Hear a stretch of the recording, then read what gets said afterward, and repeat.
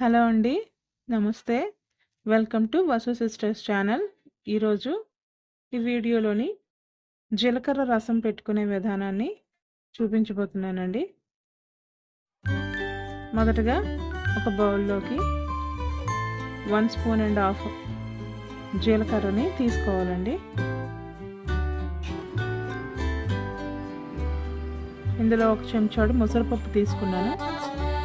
ఇది ఆప్షనల్ అండి, మీరు కందిపప్పు అయినా తీసుకోవచ్చు. కారానికి సరిపడిన ఎండుమిరపకాయ తీసుకున్నాను. అందులో వాటర్ వేసి అవి 30 నిమిషాల వరకు నానబెట్టాలండి.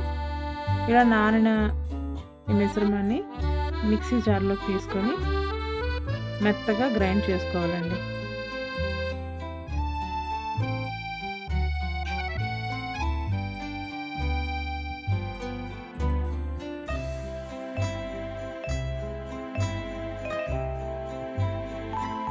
ఇలా గ్రైండ్ చేసుకునే పేస్ట్ని ఏ గిన్నెలో అయితే చారు పెట్టుకోవాలనుకుంటున్నామో ఆ గిన్నెలోకి ఇది మొత్తం తీసుకోవాలండి. ఈ విధంగా తీసుకొని ఇందులో ఒక టమాటాని చిన్న ముక్కలుగా కట్ చేసుకొని వేసుకోవాలి. కొంచెం కరివేపాకు,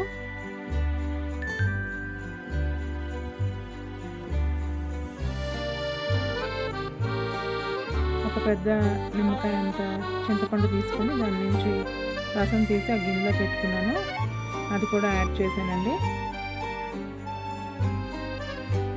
ఇప్పుడు పసుపు, రుచికి సరిపడంత ఉప్పు తీసుకుంటామండి.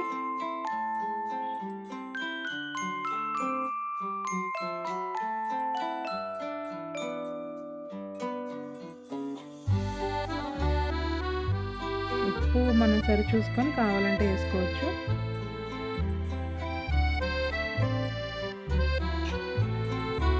ఇప్పుడు ఒక గ్లాస్ వాటర్ తీసుకున్నాను.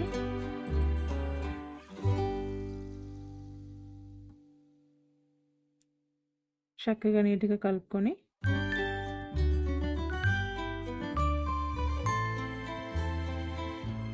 స్టవ్ ఆన్ చేసుకోవాలి. ఇంకో గ్లాస్ వాటర్ కూడా తీసుకున్నానండి. మొత్తం 2 గ్లాసులు వాటర్ పడింది. అంటే మాకు సరిపడంత చారు అన్నట్టు, మీకు ఎంత అవసరం ఉందో అంత వాటర్ వేసుకోవచ్చు. స్టవ్ ఆన్ చేసి మీడియం ఫ్లేమ్లోనే మరగనివ్వాలండి. చక్కగా పొంగొచ్చి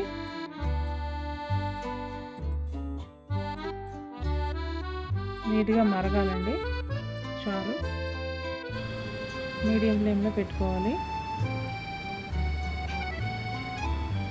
చూసారు కదా,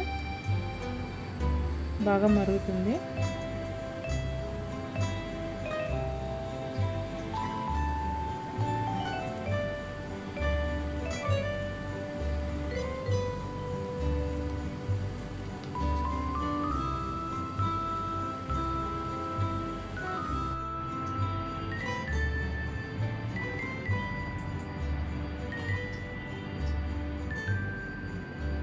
ఈ చారు చాలా మంచిదండి. చిన్నపిల్లలకి ఎక్కువ అన్నం తిన్నని మారం చేసేటప్పుడు ఇలాంటి చారు చేసి పెడితే జీర్ణశయంకి మంచిది.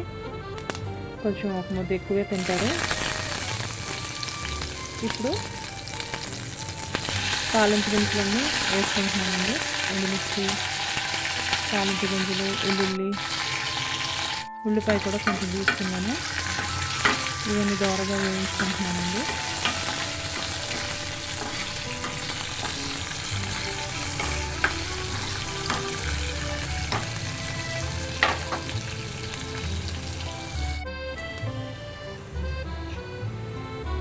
పోపులోకి ఇంగు వేసుకుంటే బాగుంటుందండి.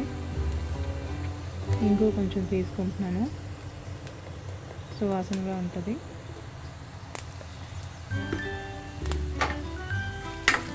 నీట్గా కలుపుకొని చక్కగా మంచి కలర్ వచ్చేంత వరకు పోపుని వేయించుకోవాలి. ఇప్పుడు మనం స్టవ్ ఆఫ్ చేసామండి ఈ చారుది.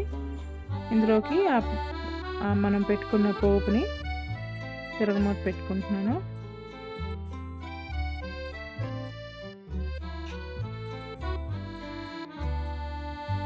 అంతేనండి, ఎంతో రుచికరమైన ఆరోగ్యకరమైన జీలకర్ర చారు రెడీ అయిపోయింది. దీన్ని చక్కగా కొత్తిమీర వేసుకొని ఇలా సర్వ్ చేసుకోవడమే.